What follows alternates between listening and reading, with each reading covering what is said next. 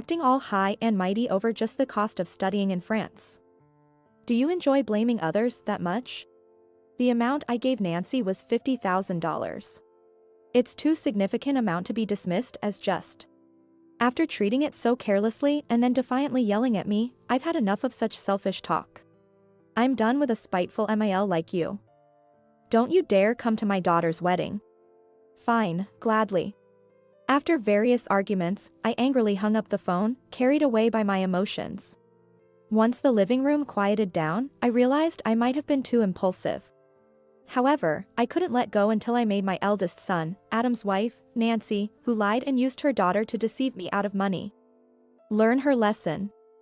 I've decided to take some revenge to correct her dishonesty. My name is Kayla. I'm turning 76 this year. I have 2 sons.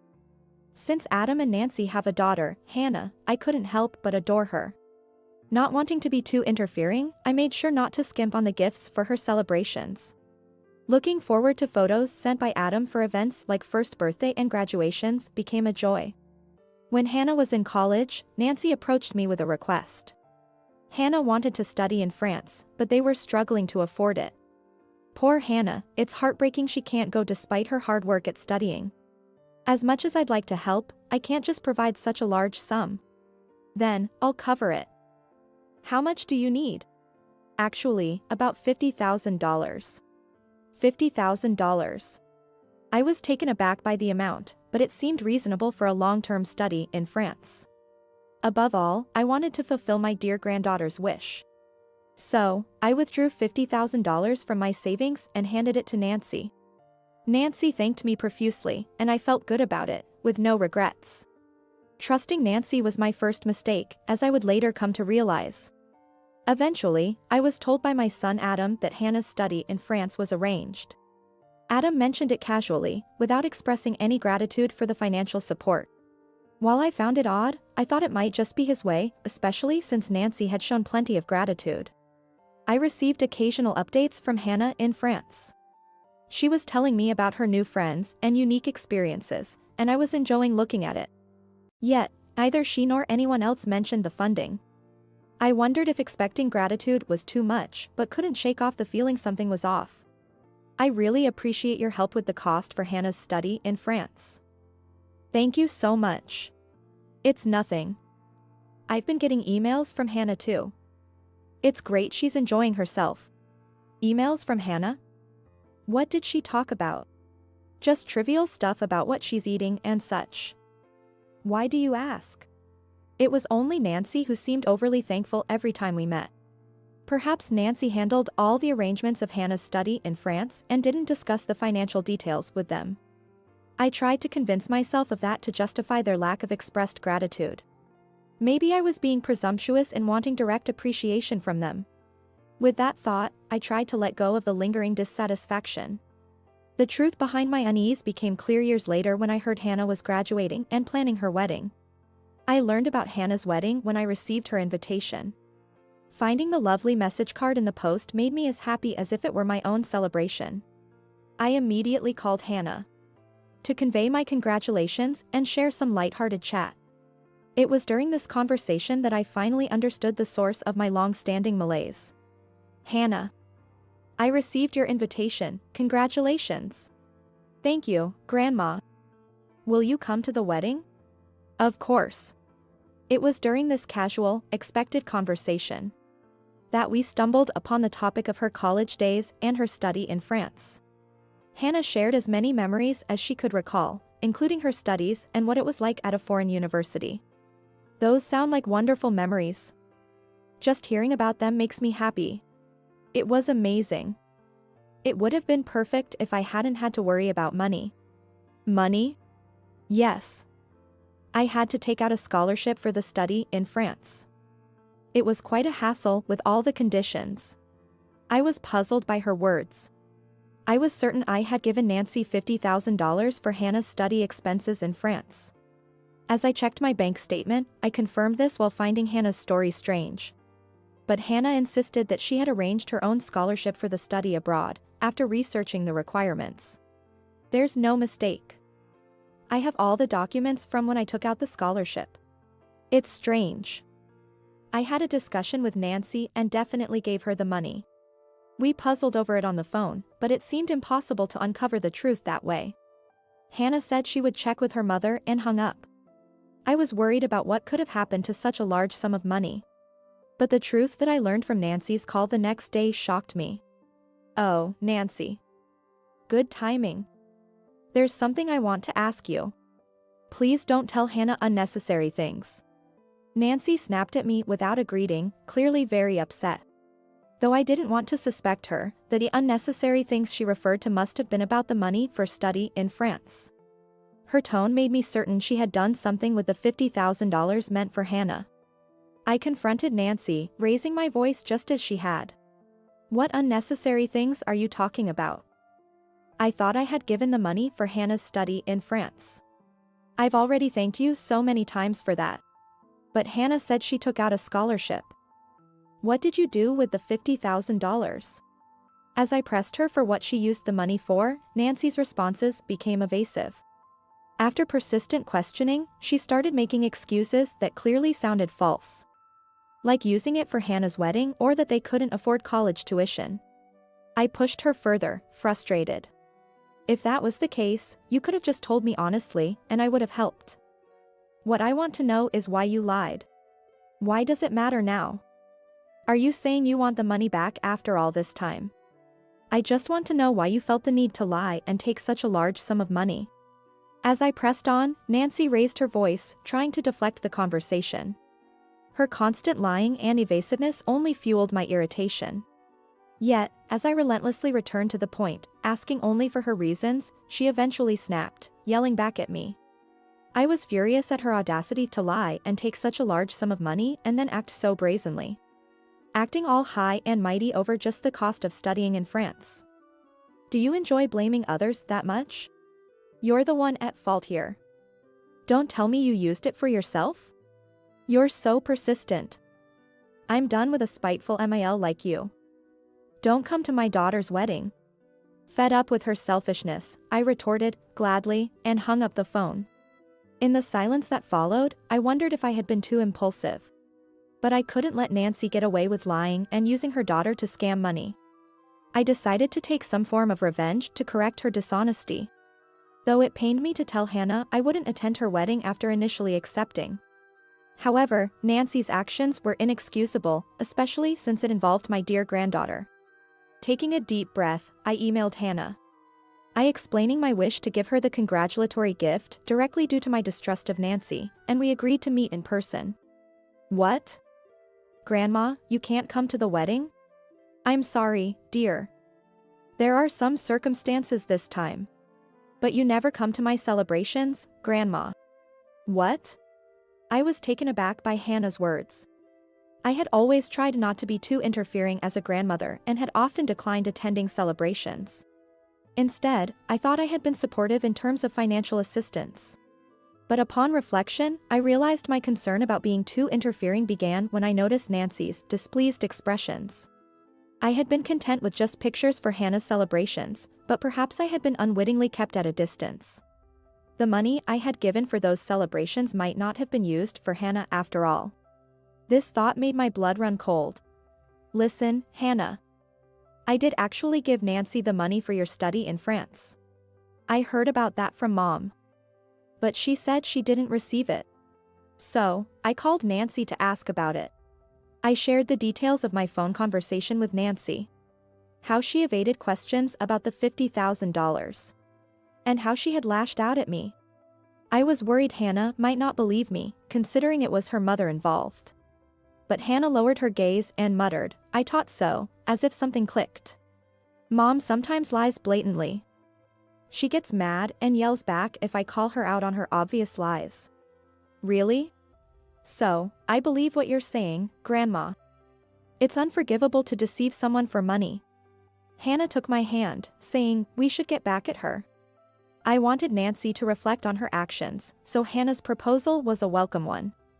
Considering Nancy might cause trouble at the wedding, Hannah sadly suggested I shouldn't attend but invited me to the wedding photo shoot instead. Are you sure? Aren't those pictures supposed to be with family? It's okay. I'd rather have photos with you than with Mom, who always lies. I've always felt sad that there are no pictures of you in our albums. A month later, after consulting with her fiancé, Hannah decided to move up the photo shoot to avoid any interference from Nancy. Hannah's bridal attire was even more stunning in person than in photos, and I couldn't help but get carried away with excitement. Seeing us, my son Adam gave a wry smile and apologized, feeling sorry for me. It seemed Adam had also had his doubts about Nancy's behavior, and hearing this story from Hannah confirmed his suspicions. Sorry, Mom. I thought you couldn't attend Hannah's celebrations because Nancy told me you had trouble walking. Is that so? And the money I've given Hannah over the years, that was all right? I think that was okay. I was there when we received it. Then it's fine. Adam mentioned he had other concerns about Nancy and was looking into them.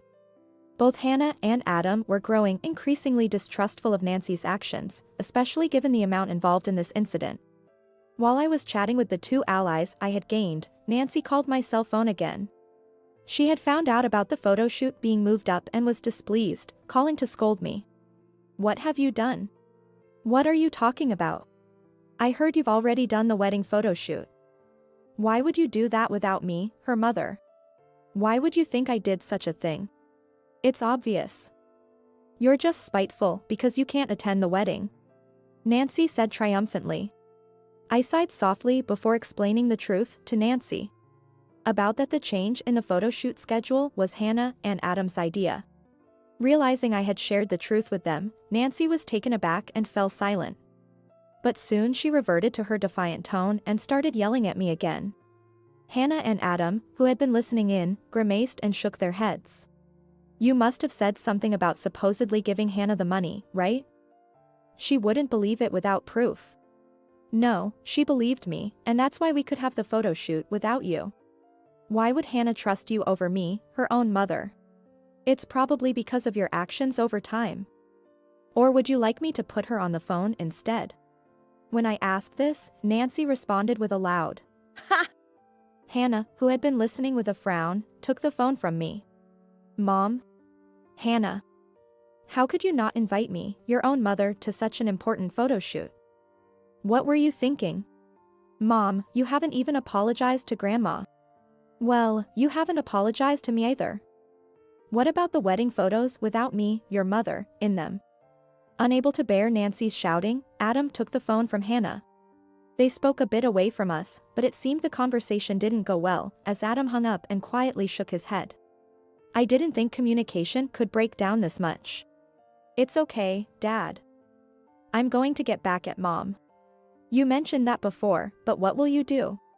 I have a good idea. Seeing Hannah's mischievous smile, Adam and I exchanged worried glances. I informed Adam about my decision to skip the wedding and asked him to record it for me. Later, Adam showed me the video, and I was shocked.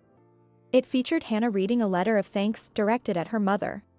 My mother used the money Grandma gave for my study in France to pay off her own debts.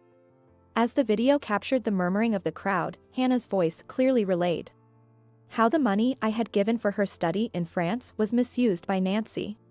She kept this a secret from me, Hannah, and Adam, and had disregarded me all along. Also, she did not have any respect me for this whole time. On the wedding day itself, I was made to miss the event because of Nancy. Hannah revealed all this in a loud, clear voice in front of the relatives.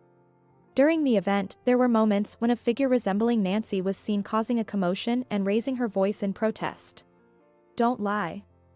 What joy do you find in belittling your mother? It's the truth. We even have proof. This exchange was captured by the camera. Nancy, probably wanting to maintain a good image in front of the relatives, was now shunned and hunched over in her seat, isolated. Adam made sure to record even her uncomfortable moments. I was in shock throughout the video and took a deep breath after finishing it. Hannah really went all out with her revenge. After investigating, it turns out Nancy used your $50,000 to pay off her debts. And not just that.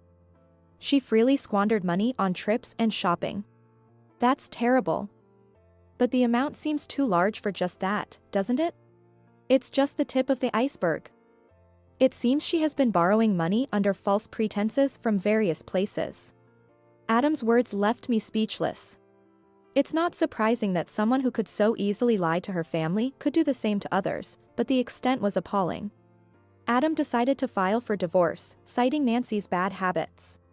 With Hannah married and living separately, it was a good opportunity, and she supported Adam's decision. Later, I was informed that the divorce between Adam and Nancy was finalized. Nancy still hasn't given up on Hannah, trying to make contact by claiming parental rights. But Hannah's husband has not allowed it and never will.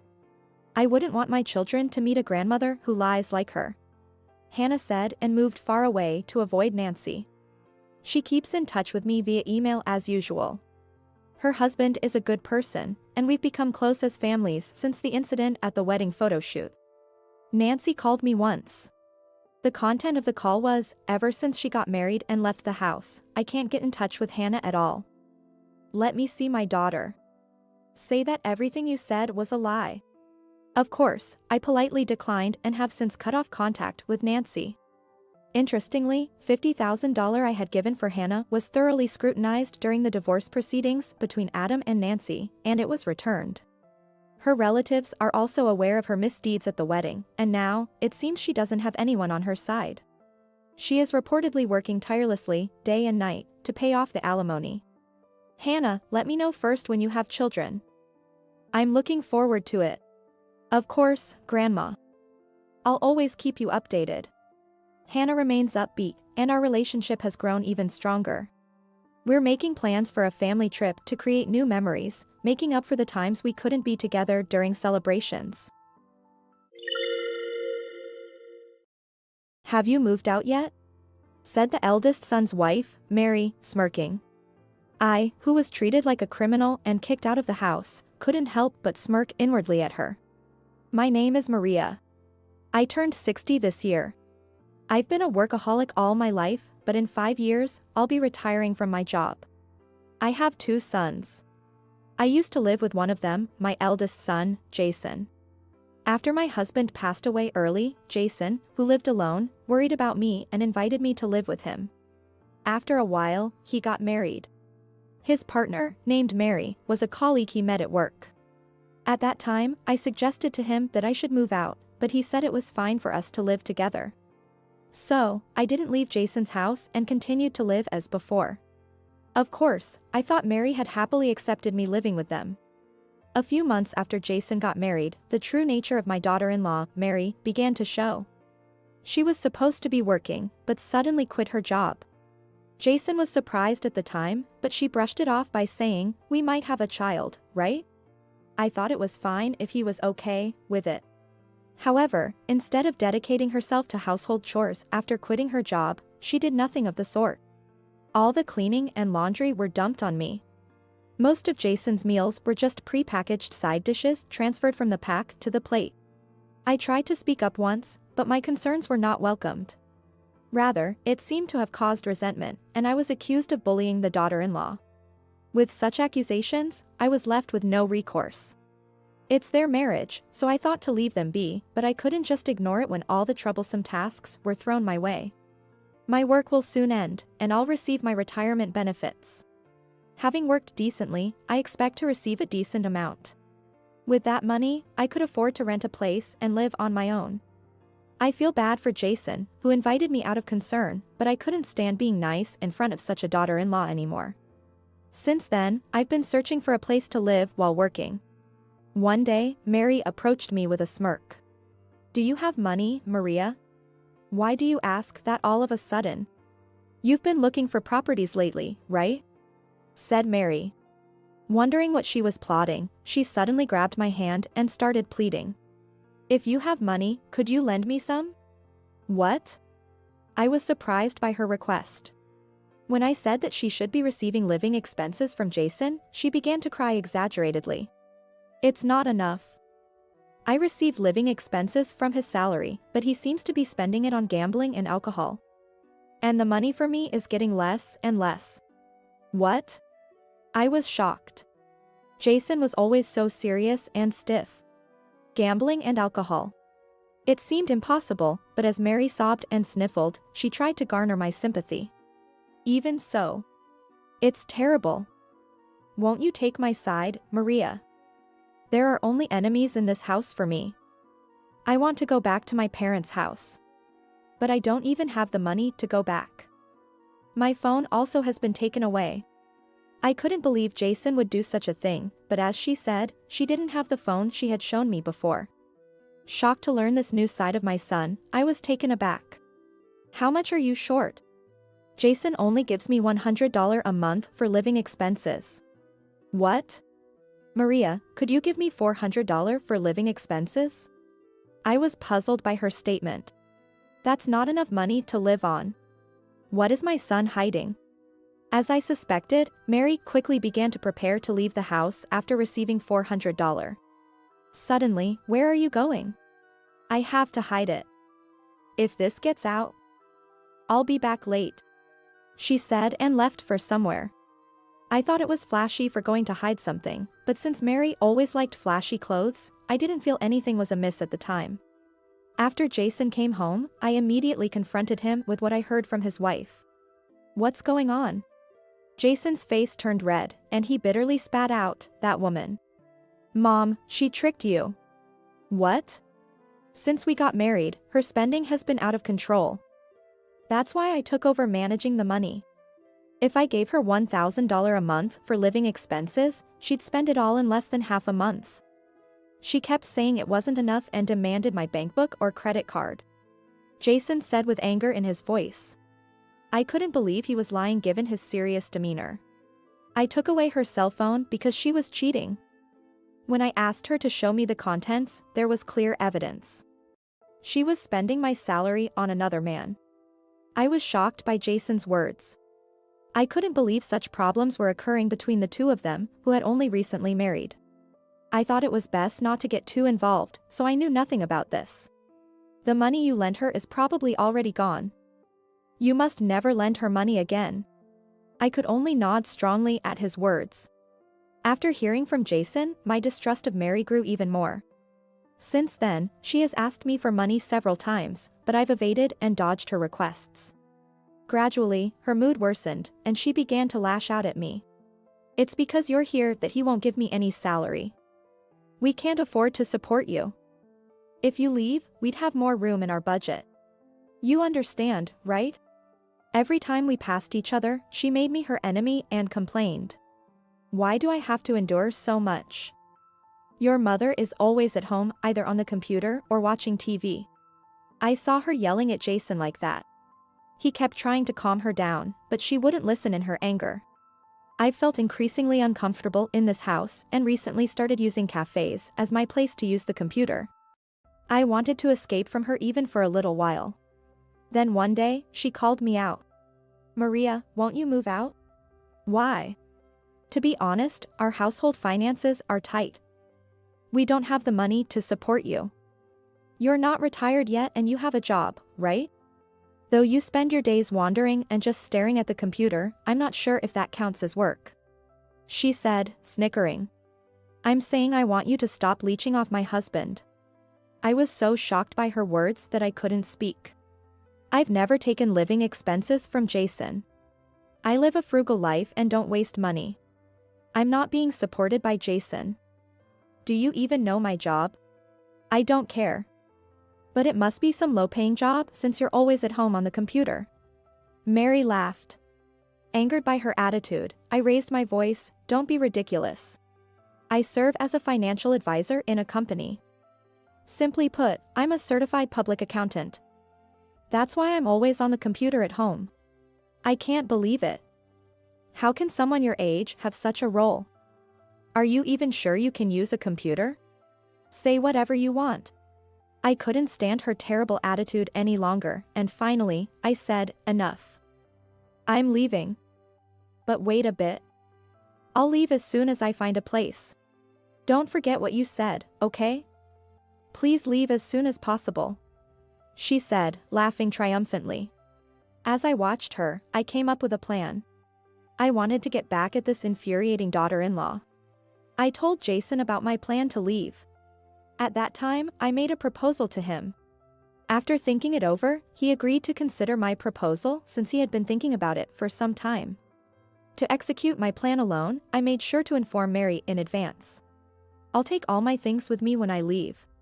You better do that. This house isn't your storage room, she said. She gave me a smug face. While glaring at her, I proceeded with the preparations to move out. Jason seemed to be doing well too, as he reported back to me with a bright face for the first time in a while. After spending a few days like that, Mary began urging me to leave again. When exactly are you leaving? It's amazing how you can spend your days here with a clear conscience, stealing my husband's salary. Maybe getting older makes you shameless? Her sarcasm started early in the morning. As I mostly ignored her and continued with the household chores, she looked clearly displeased with me. Ah, it's so unsettling to have a thief in the house. Just being a mother-in-law makes me cautious, can't you at least go out somewhere? She said loudly from the bathroom so I could hear. Feeling irritated by her, I took my work tools and left the house. Finally, she's gone. Such a nuisance. She said loudly enough to be heard at the entrance, laughing gleefully. She could only say that for now. Using my professional skills, I started tracking her behavior. That's when I discovered her secret. Upon finding out, I immediately contacted Jason. Hearing my story, he was shocked, but he was relieved to have finally made a decision. Now I could give Mary a taste of her own medicine. Treating me like a criminal and spending Jason's salary was the lowest of the low. I had to make sure my plan succeeded to make her reflect thoroughly. It was necessary for Mary to remain unaware until then. Don't let it slip, just go about your usual routine. I'll introduce you to a good person, so go meet the person this weekend. After work is fine. I'll send you the contact details. Thank you. I'll make sure it doesn't seem unnatural and talk to them after work. Jason said, his voice downcast but determined. Praising myself for being his mother, I decided to proceed with the plan. Mary, unaware of our movements, had been talking about planning a trip a month ago. Jason and I saw this as an opportunity and quickly proceeded with our preparations. Today was the day. Mary was all dressed up and excited from the morning. How will you manage the money? I asked. Everything would be paid for by him, she replied, smiling happily. Suspicious. The atmosphere clearly indicated it wasn't just a friend. Seeing Jason there with a bitter expression, I figured it was probably a trip with her affair partner. After telling Jason to keep an eye on her, he said, "It's okay," with a complex look on his face. I could understand his feelings. Being betrayed by someone he loved and married would take me days to recover from, too. After confirming that Mary had left the house with a large carry-on bag in the morning, we each started to move. A few minutes later, 2 moving trucks arrived in front of the house. I called in advance for this day. After ensuring all my belongings were loaded, I called Mary. I'll be out by today. Then I'll call you again tonight to check. Finally, you're leaving. I thought you were going to parasite here forever. She spoke in a pleased tone. She must be smirking smugly on the other end of the phone. However, her house was almost empty. But leaving only her belongings behind. Jason looked around the empty house and placed his wedding ring the most visible spot. Also, could you leave this too? But this. We had an argument before, and I thought this would prove it. I handed him a copy of my salary statement, saying that. Surprised by the amount, he realized this was the salary I had always received. I didn't know you earned this much. I'll take after you, Mom. Strive to do your best. I smiled at him and got into the car. At night, as promised, Mary called me. Have you moved out yet? Her tone was so sneering, it was palpable.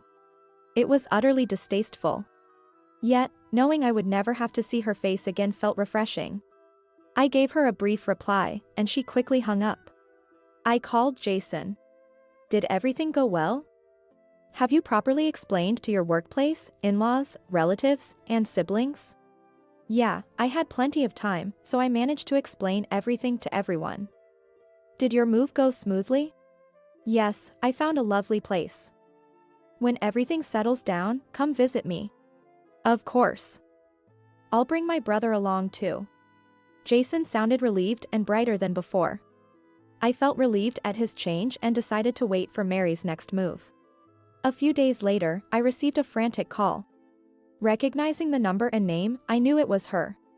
She must be bewildered by the empty house and her husband's disappearance. I had already told Jason not to answer. I made sure to advise that, if possible, our whereabouts should remain completely unknown to Mary. Hello? Maria. Jason is in trouble. Her panicked voice was piercing. I quickly switched to speaker mode. What happened? Jason is gone, he left, it's like a disappearance. Nothing is left behind, and even his clothes and belongings are gone. It must be your doing, right? Where is he? I don't know. I've already left the house, so please don't drag me into your problems anymore. Where are you, Maria? I'll come to pick him up. Unfortunately, Jason isn't with me. If you want, I can switch to the camera and show you my room? I switched to video call and showed her the inside of my room. She was speechless, perhaps finally convinced. You should try contacting relatives or his workplace. I've already done that. But he's not there. They told me he took a few days off. I don't know where he is. How am I supposed to live from now on? You should work and earn for yourself. Well, you have debts, so I doubt you can live a wealthy life. When I mentioned her debts, Maria gasped in shock.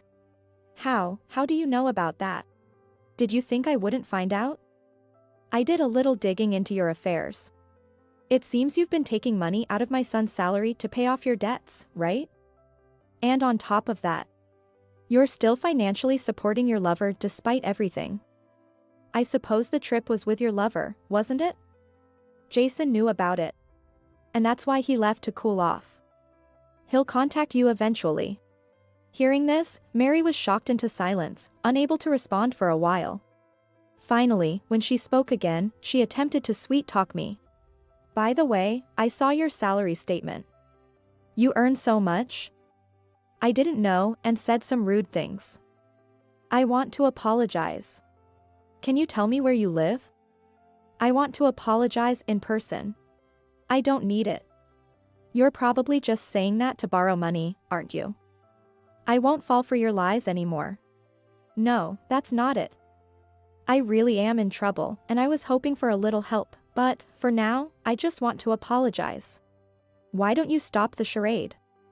I'm done dealing with you. You wanted this, after all, right? I said and hung up the phone.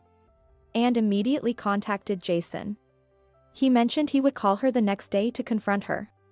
After ending the call with me, it seems she had been incessantly calling Jason's phone. He answered once without saying anything, then hung up, not giving her any chance to latch on. Desperate without any financial support, Mary was likely struggling to keep him by her side.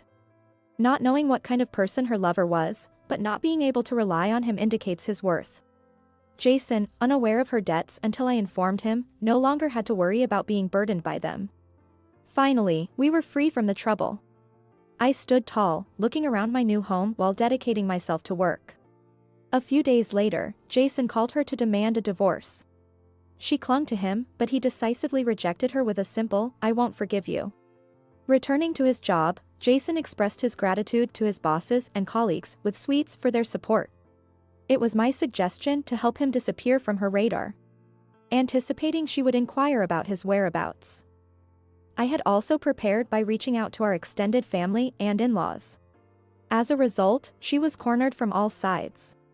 Having brazenly gone on a cheating trip, this retaliation was well-deserved. Above all, for trying to cast me out as a criminal, I hoped she would deeply reflect on her actions. Following this, Mary found herself overwhelmed with her accumulated debts. Even her parents, unable to forgive their daughter's atrocious treatment of her husband, turned her away. Eventually, they disowned her, leaving her without anyone to turn to.